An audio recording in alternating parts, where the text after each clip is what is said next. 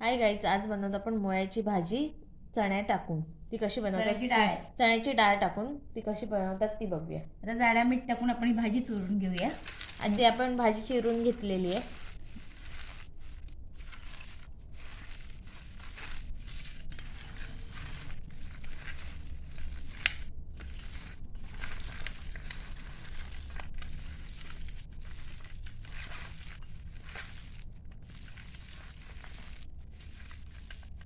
आता धुवून घेऊया. आता आपण ह्याला धुवून घेऊया.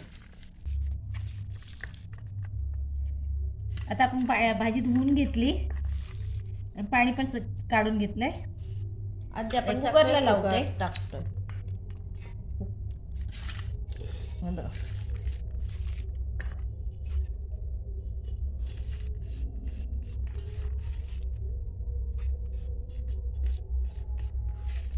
त्यात आपण कुकरला टाकून घेतोय. त्यात काय काय टाकतोय आपण आता ही चण्याची डाळ टाकते. चण्याची डाळ, कांदा, मिरची चिरून घेतलेले सर्व,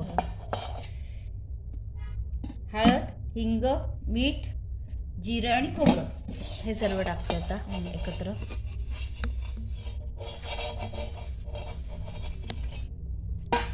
आपण ते आता कालवून घेऊया एकत्र, म्हणजे मिक्स करून घेऊया.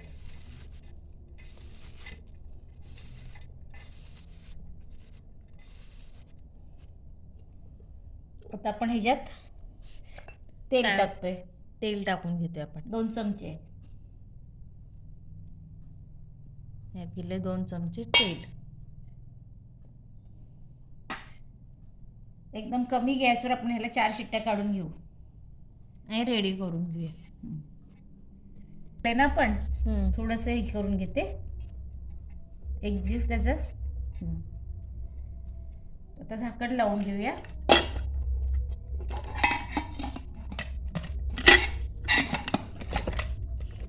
इथे आपण झाकण लावून घेतलेलं आहे.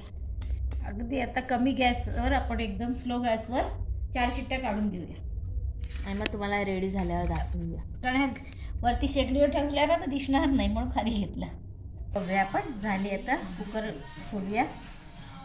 ठेवलं होतं 2 मिनिटं.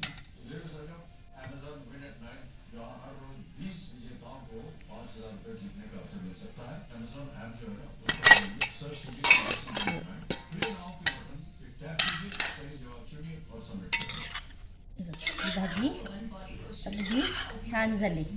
पाणी नाही राहिलंय, काही नाही. बघ अगदी कोरडी आहे. बघ छान झाले.